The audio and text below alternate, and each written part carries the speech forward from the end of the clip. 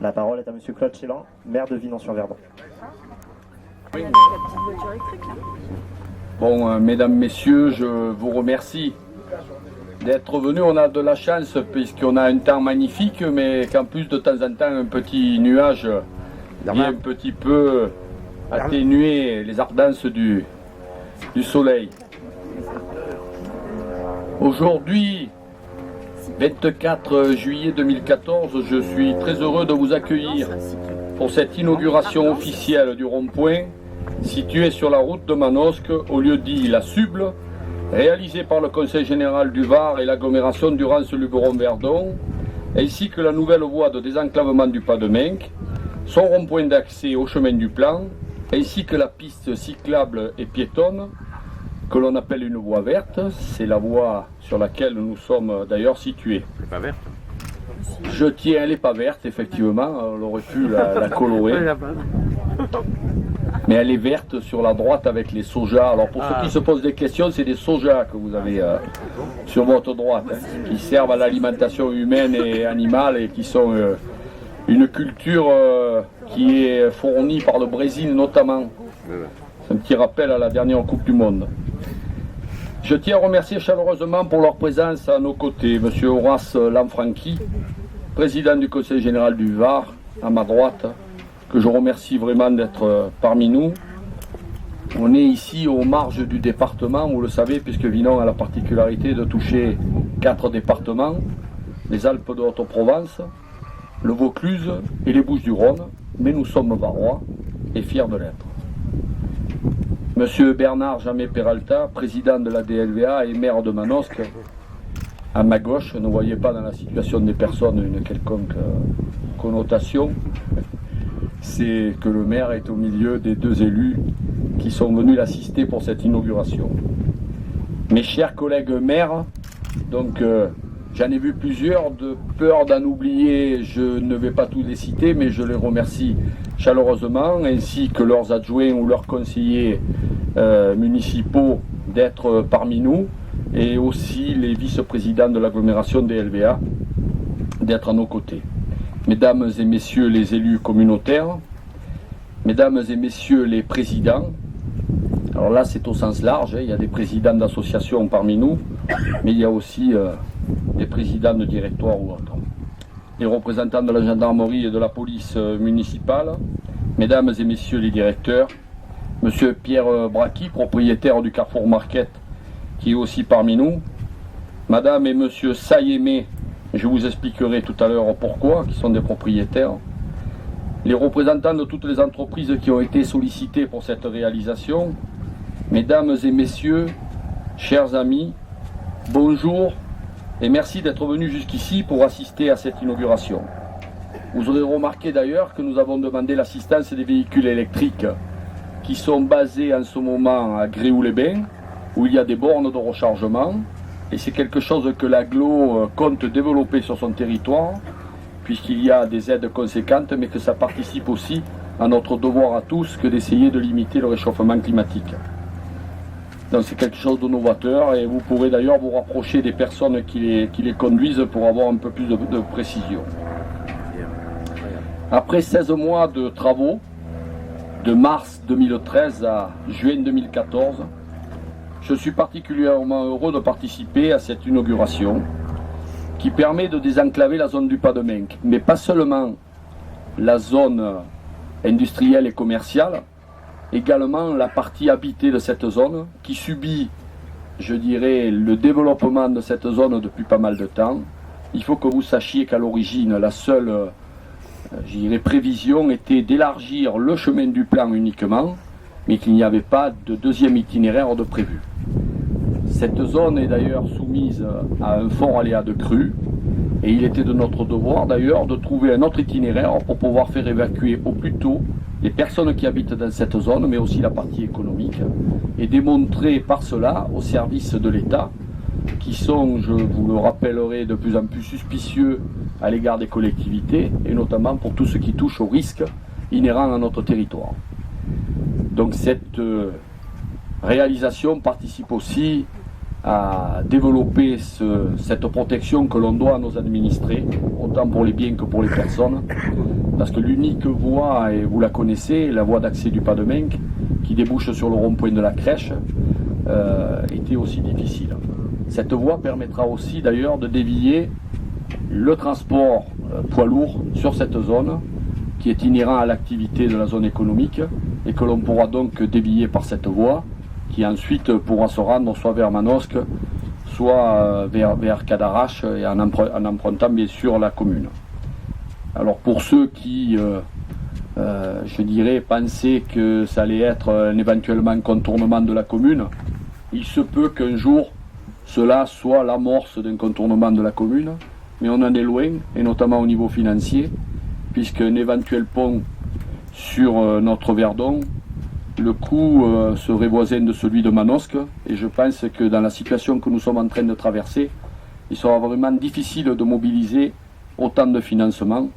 Quand on voit d'ailleurs le coût d'une réalisation comme celle-là qui participe, je dirais, au développement du territoire, on réalise qu'un pont sur une rivière comme le Verdon, même si elle est moins importante que la Durance, c'est des coûts avec notamment les voies d'amener qui sont de l'ordre de 13 à 14 millions d'euros. Nous devions donc sécuriser cette zone habitée, Renforcer les réseaux aussi, puisque la zone du Pas-de-Menc était sous-protégée au niveau de la protection incendie, ce qui nous a permis, avec le canal de Provence, de renforcer tous les réseaux et de maintenant avoir notamment des bornes incendie qui débitent le débit qui est nécessaire pour que les pompiers puissent l'utiliser. Mais plus largement, ce barreau servira, et vous en avez l'exemple ici sous vos pieds pour la plupart, puisqu'en étant ici sur une voie verte, ce projet s'inscrit durablement pour notre territoire, puisqu'il a été retenu par Euro-Véloroute, qui est un projet de relier tous les pays méditerranéens par des pistes cyclables et piétonnes. Et ce projet-là a permis d'ailleurs que Vinons soit retenu sur l'itinéraire principal de l'Euro-Véloroute, qui doit ensuite se diriger vers le Var et permettre la connexion entre tous les pays méditerranéens, notamment en utilisant les anciennes voies ferrées qui sont maintenant désaffectées et qui, un petit peu à l'instar de ce qui s'est passé du côté d'Apt pour ceux qui vont de l'autre côté du Luberon, c'est le même type de réalisation dont nous allons pouvoir aller bénéficier. C'est pour cela que l'hiver prochain, vous allez avoir une passerelle d'ailleurs qui va être installée sur le Verdon, et la connexion avec cette route va être faite avec la passerelle, ce qui permettra au quartier de l'aérodrome qui est derrière moi là-bas et qui ne pouvait pas utiliser d'ailleurs le délaissé de la chaussée de la route de Manosque pour se rendre au village, puisque ce n'était pas sécurisé, notamment avec ce type d'aménagement que vous avez ici, qu'on appelle un haricot ou un terre-plein, qui permet de partager les flux.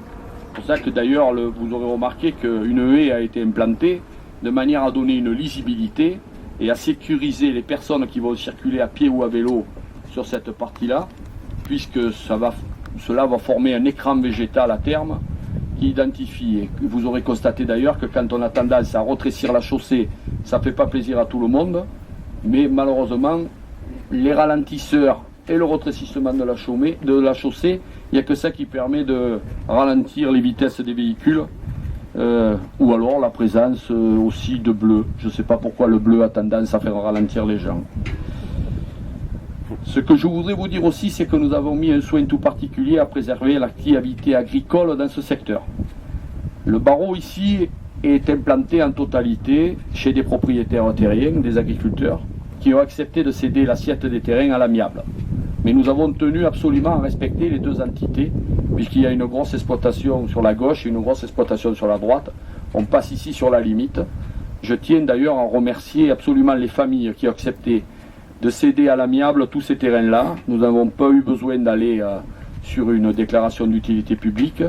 Donc je voudrais citer la famille Saille, qui sont propriétaires de la ferme de la Sub en haut, sur laquelle on a réussi à faire un échange à l'amiable.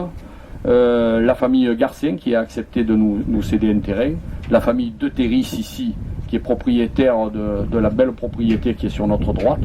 Bien sûr aussi remercier les agriculteurs pour leur patience, pour avoir accepté pendant la durée de ces travaux toutes les nuisances qui ont été créées, également tous les riverains de la zone, parce qu'il n'est jamais évident quand on a des travaux, même si on sait que c'est pour aller vers un mieux, la durée des travaux est toujours préjudiciable à la tranquillité des personnes qui habitent sur ces territoires. Je voudrais aussi remercier au passage donc la famille Gombert, qui a été touchée en premier par l'élargissement du chemin du Plan, mais c'était inclus dans un emplacement réservé par les municipalités précédentes, et on a fait là qu'appliquer ce qui était prévu au niveau de l'évolution de notre commune. La mise aux normes et l'élargissement du chemin du plan, qui a déjà été réceptionné l'année précédente, font aussi partie de cet aménagement d'ensemble et de mise en sécurité de la zone habitée. Il y a bien sûr un sens de circulation qui va être instauré dans la zone. L'aménagement n'est pas totalement terminé, puisqu'on doit réaménager le croisement qui est à l'entrée de zone, qui n'est pas, bien sécurisé. Donc cet aménagement est prévu. C'est quelque chose en plus du projet actuel sur lequel les services de la DLVA sont en train de travailler, et bien sûr les connexions avec les pistes cyclables. Imaginer des réalisations, trouver des réponses aux problématiques particulières est relativement facile. Par contre, l'ensemble des démarches administratives sont souvent interminables. Les travaux préparatoires se heurtent à des difficultés insoupçonnées. Les nuisances pour les riverains prennent parfois des allures de harcèlement. les relations entre les divers intervenants ne sont pas toujours au beau fixe. Et pourtant, à force d'opiniâtreté, de médiation, de patience et de concertation, on finit toujours par trouver des solutions. Petit à petit, un à un, chaque obstacle tombe et on finit par arriver un jour comme aujourd'hui où on met enfin à disposition des administrés le projet abouti. Un projet qui est financé par le Conseil général du Var, et je tiens à le signaler parce que ça montre quand même que tout en étant dans le Haut-Var, et en particulier, je tiens à le remercier puisqu'il est à mes côtés, le président qui a toujours été sensible à un développement harmonieux de notre territoire, parce qu'il serait très facile de céder au développement sur le littoral, qui, vous le comprendrez bien, est beaucoup plus important en termes de fréquentation en été que les parties hautes du département. Donc je tiens, mon cher Horace, à te remercier personnellement pour ton soutien, et les Vinonnais, je ne sais pas s'ils mesurent exactement l'impact que tu as sur notre territoire, mais moi je peux vous dire que d'avoir un élu qui est à Saint-Maximin, pour moi c'est une preuve de garantie, parce qu'il est quand même préoccupé par l'avenir de notre territoire et notamment par ce qu'on appelle le haut pays. 550 mètres de voies ici, mais sur lequel il faut rajouter les 580 mètres qui composent l'élargissement du chemin du plan, plus l'aménagement de la route départementale 554 sur 200 mètres, les aménagements des plusieurs ronds-points, donc du rond-point qui est pris en charge à la moitié par le Conseil général du Var et qui touche la route départementale, celui d'entrée de zone ici, et tout l'ensemble de ces aménagements représente tout de même la coquette somme de 3 750 000 €. Donc si vous voyez ce que ça peut représenter, sachez que la commune a fait les acquisitions foncières, mais là c'est une goutte d'eau dans le vase par rapport à l'investissement qui a été réalisé par notre agglomération notamment. Et je tiens ici à remercier, parce qu'il y a quand même beaucoup d'élus de la dernière mandature parmi nous, à leur soutien à ce projet et au vote unanime qu'ils ont apporté à la réalisation de cela. Et donc je tiens à les remercier, il y en a beaucoup qui sont parmi nous. Remercier aussi bien sûr, et vous le comprendrez, mes anciens élus de l'époque qui ont soutenu aussi ce projet pour leur soutien sans faille, et également la nouvelle municipalité qui a bien compris l'importance de ce projet et qu'il fallait absolument arriver à le terminer. Le Conseil général du Var participe à hauteur de 50% du giratoire, donc pour 350 000 €. Par contre, il y a aussi ce qu'on appelle un PUP, un projet urbain partenarial, qui donc a été fait pour le moment avec l'enseigne Carrefour, et qui participe aussi à hauteur de 350 000 € en fonction du trafic généré par cette entreprise. Mais plus largement, c'est un plan d'aménagement d'ensemble sur la zone du Pas-de-Menc qui devrait venir en diminution du financement apporté par la DLVA et que l'on appelle un PAE. Et c'est donc des participations qui sont affectées au moment où on dépose le permis de construire. Merci au service du Conseil général et au service de l'agglomération, ainsi que bien sûr tous mes collaborateurs au niveau de la mairie de Vinons qui nous ont aidés, chacun dans leur domaine, à monter ces dossiers qui sont parfois conséquents. Mais vous l'aurez compris, et c'est quelque chose qui doit nous préoccuper, maintenant le plus difficile pour nous sera de mobiliser les financements nécessaires. Et on a beaucoup d'inquiétudes d'ailleurs sur les évolutions des collectivités territoriales et notamment la disparition annoncée de certains de nos conseils généraux, ce qui nous inquiète au plus haut point, parce qu'en termes de répartition du décisionnel et de proximité, je pense que Napoléon avait été un visionnaire et qu'il sera difficile de remplacer cette proximité que l'on avait au niveau de la région. Maintenant, la France en a vu d'autres et je pense qu'on s'adaptera. Je voudrais aussi vous dire que la zone du Pas-de-Menc représente directement 163 emplois. Il y a 18 entreprises installées.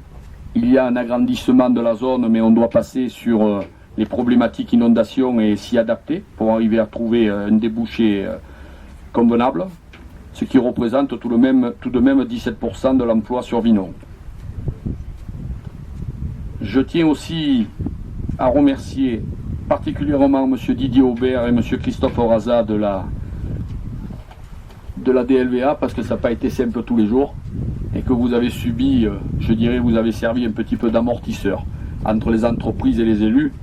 Et donc, je suis heureux de vous voir en bonne santé, parce que passé un moment, je craignais pour vous, mais apparemment, vous avez réussi à traverser les orages, et je vous en félicite. Féliciter aussi toutes les entreprises qui ont travaillé, donc le bureau Ceretti, qui est le concepteur du projet, Veritas, qui est l'organisme de contrôle, Eurovia, avec les équipes de Xavier Lemaire, et je remercie tout particulièrement son directeur Pascal Guizelin d'être parmi nous, Cosepi avec Fabrice Dominici et toutes les équipes bien sûr qui vont derrière, TEM avec Ernest Romanzi, l'entreprise Caron, et j'ai vu que Benoît est de Vinon, il est parmi nous, et vous savez que pour un élu, arriver à faire travailler des entreprises locales telles que Rovia ou l'entreprise Caron, c'est pour nous quelque chose qui nous fait chaud au cœur, parce qu'il est aussi de notre rôle que d'essayer d'encourager les entreprises qui travaillent chez nous, tout en acceptant volontiers les entreprises qui sont aux alentours. Mais enfin, on aime bien quand même que ce soit des entreprises locales, provençales, pas trop étrangères, si vous voulez ce que je voulais dire.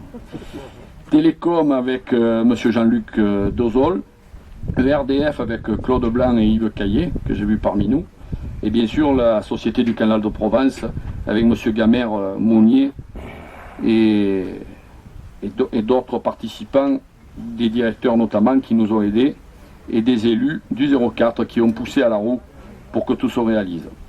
Il me reste donc à souhaiter que les Vinonnais fassent un excellent usage de cette voie, que derrière cette crise qui ne cesse de perdurer finisse par s'amenuiser. Tout passe par le développement économique, vous l'aurez compris. Moi, on me pose la question souvent, est-ce que ça vous pose un problème que d'intégrer les gens qui travaillent à ITER et qui viennent s'implanter à Vinon? Intégrer des gens qui ont du travail, c'est pas du tout compliqué. C'est très facile. C'est intégrer des personnes qui n'en ont pas, c'est beaucoup plus dur. Donc toutes les collectivités sont là pour essayer de développer. Et si cet aménagement est là, il est aussi pour, à sa mesure, essayer de développer notre territoire, pour trouver du travail à nos administrés et pour continuer ce développement économique qui est indispensable au fonctionnement de nos communes. Je vous remercie pour votre attention.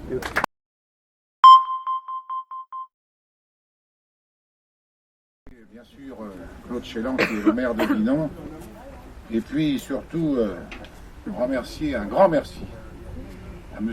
Horace Tanfranchi, qui est le président du Conseil général et qui nous a fait l'honneur aujourd'hui d'être parmi nous. Et puis je voudrais profiter de cette occasion pour le remercier du financement qu'il a amené sur notre territoire de la DLVA et en particulier sur Vinon. Alors mon cher Horace, je crois qu'il n'y a pas de mots pour te remercier, et je crois que l'amitié qui nous lie tous les deux depuis de nombreuses années est une preuve qu'il n'y a pas que l'amitié, il y avait la construction et le développement économique de notre territoire. Alors pourquoi dans notre territoire il est-il attractif? Parce que d'abord, nous sommes à côté du moteur économique le plus important de notre DLVA, et c'est la raison pour laquelle j'ai essayé d'attirer Vinon dans notre communauté d'agglo, et qui d'ailleurs l'a accepté volontiers. En même temps qu'il a accepté volontiers de venir avec nous, il acceptait aussi, bien entendu, les financements que la DLVA pourrait lui amener, et je crois qu'il en a parlé assez longuement tout à l'heure. Merci de ces remerciements que je transmets bien sûr à tous les vice-présidents et tous les conseillers communautaires qui sont ici présents parmi nous ce matin. Alors je pense que beaucoup de Vinonnais doivent dire aujourd'hui, enfin, on va pouvoir prendre cette route. D'autres doivent penser que leur maison ne tremblera plus au passage de nombreux véhicules, et d'autres se disent plus facilement à se rendre à leur travail. Alors c'est sûr, vous avez attendu quelques mois, même peut-être certainement quelques années, et pour reprendre les propos de mon ami Horace Tanfranchi, qu'est-ce que c'est que d'attendre quelques mois par rapport à l'éternité? C'est des propos que tu avais tenus lors de l'inauguration du gymnase, et je les reprends à mon compte maintenant parce qu'elles ont fait fureur dans le département. Et je dis, c'est pas de moi, c'est du président.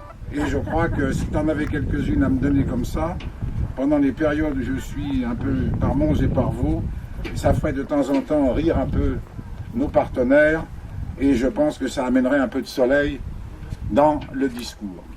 Que ce soit d'ailleurs le Conseil général ou la DELVA et bien sûr la commune de Vinon-sur-Verdon, nous avons considéré que cette voie était indispensable pour la bonne irrigation de la zone du Pas-de-Minck qui comprend 18 entreprises et 163 emplois. Je voudrais rajouter que, effectivement, Vinon est une situation géographique extrêmement importante pour la DLVA, puisqu'elle fait partie de la première commune qui jouxte le centre de Cadarache et d'Iter, et où j'espère qu'elle verra aujourd'hui se développer avec un moteur économique important, car je crois qu'aujourd'hui, si nous ne créons pas d'emplois, nous serons dans des situations extrêmement difficiles. Et je crois qu'aujourd'hui, tant qu'il n'y aura pas de croissance dans notre pays, il n'y aura pas de rémission du chômage. Alors, mon cher maire, mon cher président, vous avez œuvré et vous avez bien compris que tout ceci passe par de l'aménagement et des constructions et, bien entendu, de l'emploi.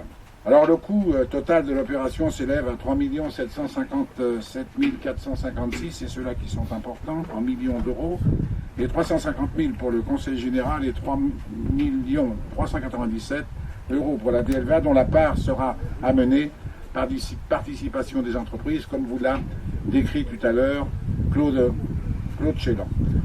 Après l'agrandissement de la zone d'activité, la réalisation de cette médiathèque que nous inaugurons en troisième gros investissement communautaire sur la commune.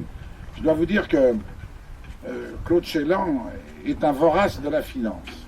À chaque fois qu'il me rencontre, il ne me dit pas bonjour, il me dit combien pourrais-tu mettre pour nos investissements dans notre commune. Alors à chaque fois, on lui dit oui, on va essayer de faire quelque chose. Alors il est tellement tenace que maintenant il risquerait, si on le laissait faire, de ruiner la communauté d'Aglo. Ce à quoi je lui dis, c'est bien tes remerciements, nous verrons la suite un peu plus tard. Donc, comme les actes valent mieux que des discours, on voit bien que cette inauguration est véritablement un grand succès. Je vais conclure en vous remerciant bien sûr tous ceux qui ont travaillé sur ce projet d'aménagement économique et urbain, et je pense en particulier aux services communautaires et communaux du service du département du Var et aux entreprises riverains. Je voudrais aussi profiter de remercier bien sûr tous les services économiques de la DLVA dont ils sont présents ici. J'espère que Christophe Fraza ne prendra pas un coup de soleil et qu'il pourra se rafraîchir tout à l'heure les idées pour continuer à faire d'autres investissements que la communauté d'Aglo lui confiera, puisque le développement économique fait partie prenante des activités et du développement de notre communauté. Vous l'avez bien vu, cette voie est accessible à tous les modes de déplacement. Ce barreau routier n'est pas un simple route de liaison routière, c'est aussi un moyen de développement et j'espère que Vinon sera prospère dans l'avenir et qu'elle contribuera en tout état de cause pour le développement de notre territoire. Merci à vous toutes et à vous tous de m'avoir écouté. Je n'ai pas le grand morceau d'architecture que Claude vous a donné, mais je vous ai parlé avec mon cœur, surtout sur le plan économique dont je suis très attentif.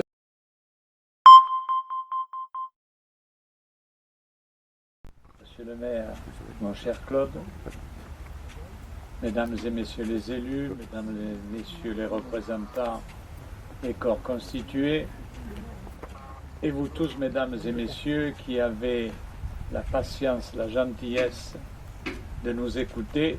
Alors pour certains qui se sont précipités sous la tente, c'est les gagnants. Ceux qui n'ont pas eu le bonheur de le faire, je n'irai pas jusqu'à dire que vous êtes les perdants, mais vous subissez. Alors je vais essayer d'être extrêmement bref. Mais quand même, je voudrais tout d'abord saluer l'entente très cordiale, officiellement, mais officieusement très amicale que j'ai avec le président Jean-Mé Peralta. Nous avons eu quelques, non pas des problèmes, mais quelques problèmes à traiter de manière efficace en matière de transport, par exemple, et autres. Et les choses se sont toujours passées de la manière la plus simple.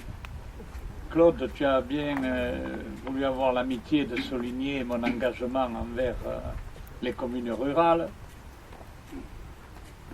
tout simplement parce que notre département est ainsi fait qu'il y a une bordure méditerranéenne très nombreuse en habitants, et puis il y a nos communes où nous sommes moins nombreux, mais où nous disposons de tous les espaces. Et c'est dans ces espaces-là que se trouve l'avenir du département. C'est la raison pour laquelle, depuis plusieurs années, je m'attache à trouver l'équilibre nécessaire. Ce qui sera de l'avenir, je ne vais pas vous en parler, je sais ce qu'il est. Les conseils généraux disparaissent.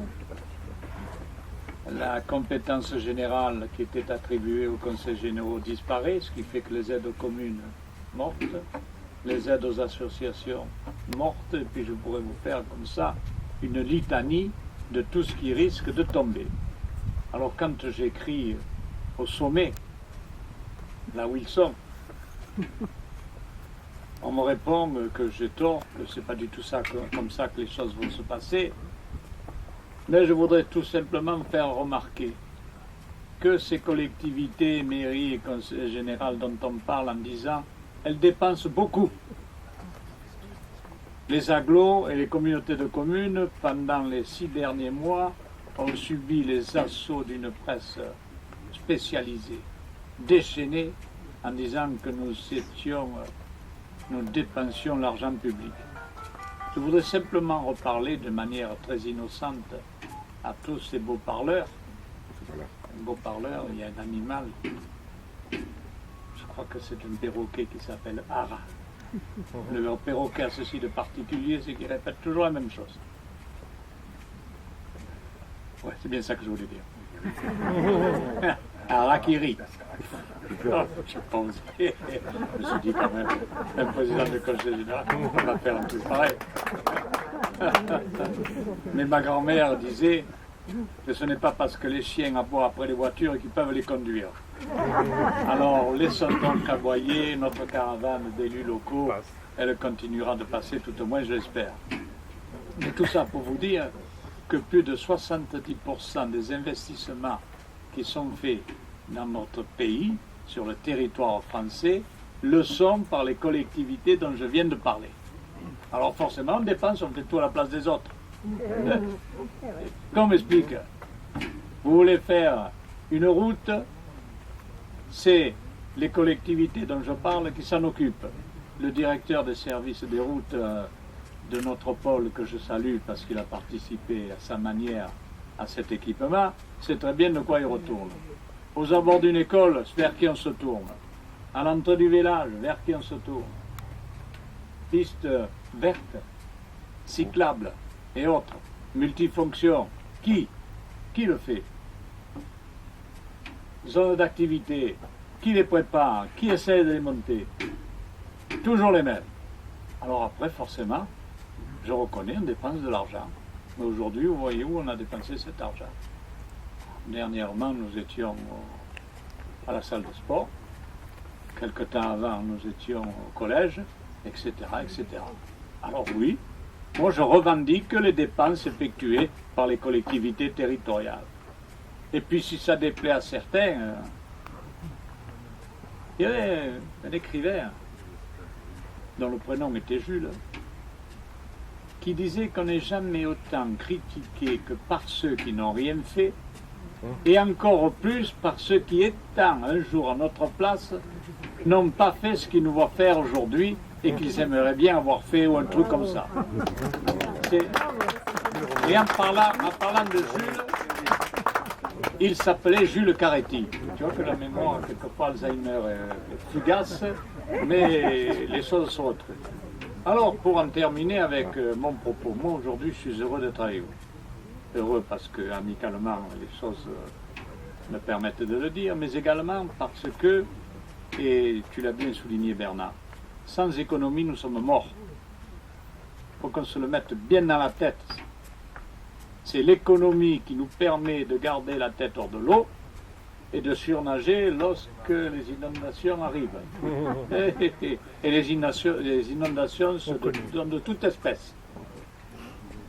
Et puis, également, ce que je voudrais souligner, c'est que, à travers l'économie, la création des emplois, c'est la richesse de tout notre territoire qui est en jeu.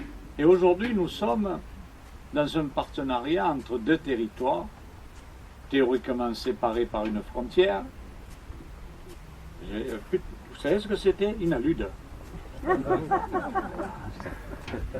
savez à quoi ça sert? Oui, oui. Bien. Alors je n'irai pas plus loin, parce que c'est interdit. On vous expliquera. Il ne faut surtout pas les utiliser. C'est interdit.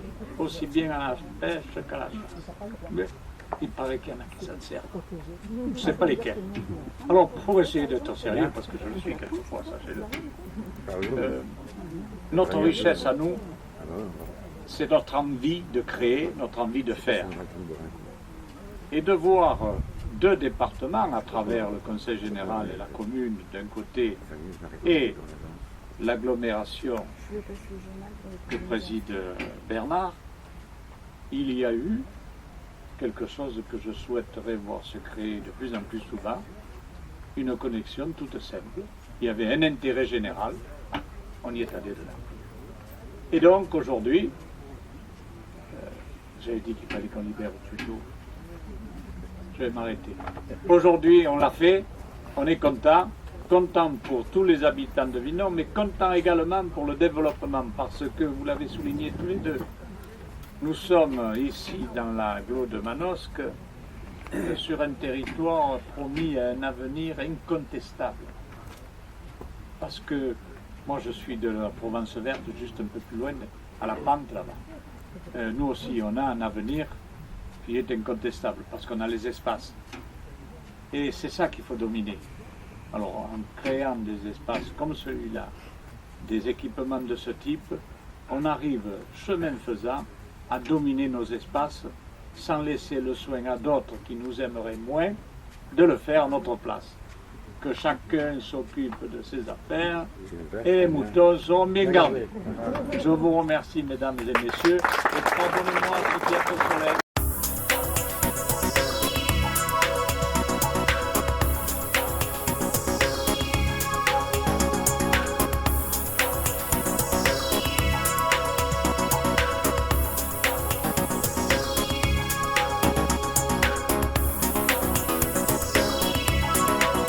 Ouais, regardez. Voilà, voilà.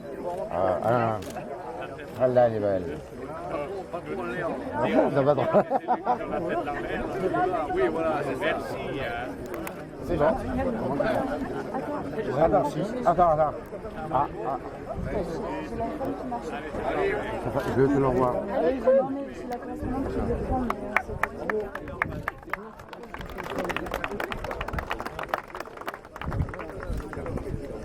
Bien découpé.